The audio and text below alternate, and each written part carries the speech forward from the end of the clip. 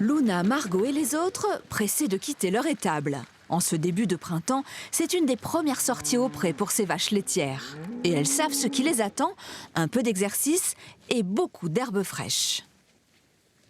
C'est là où elle va être la plus tendre, la plus nutritive. Ça va nous permettre du coup de faire un lait de qualité avec un meilleur résultat dans la transformation fromagère derrière, avec un fromage qui aura un plus de goût. Souvent on a dit que le lait de pâturage a un petit goût fleuri derrière dans le fromage. Pascal Maris est à la tête de cette ferme de 150 vaches, 10 fois plus qu'en 1982, quand ses parents ont quitté la Hollande pour s'installer à Ladignac-le-Long avec leur cheptel. À l'époque des Primolstein, aujourd'hui le troupeau évolue.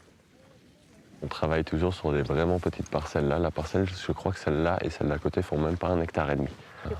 Elles ont quand même une nouvelle parcelle tous les jours. Nous, donc du coup, on adore la brune des Alpes, donc qui est une vache très rustique, donc du coup qui a un caractère aussi très très doux et voilà, une très bonne locomotion, une vache qui pâture très très bien, donc c'est une vache qui nous plaît énormément. Donc on va s'orienter petit à petit vers cette race-là. Chaque jour, le lait de la traite du matin permet de produire 150 kg de fromage directement sur la ferme. De l'agna, la création maison, du camembert et bien sûr, origine hollandaise oblige, du gouda. De la fabrication à l'affinage, il est sous la responsabilité de Mathilde, la jeune fromagère. Ils ont placé beaucoup d'espoir en moi étant donné que j'avais eu 3 ans d'études derrière. Et du coup, c'est ça qui est encore plus génial, c'est qu'on te fait confiance, on a une grande autonomie et c'est ça qui est formidable, quoi. S'il y en a un par exemple qui a pris du retard dans son boulot, les autres s'ils ont un peu de temps, ils vont pouvoir aller l'aider.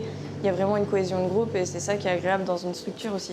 Il y a 3 ans, la ferme a pris le virage du bio. Le choix de la vente en circuit court remonte lui aux années 80, un bon baromètre sur la qualité des produits avec le retour direct des clients.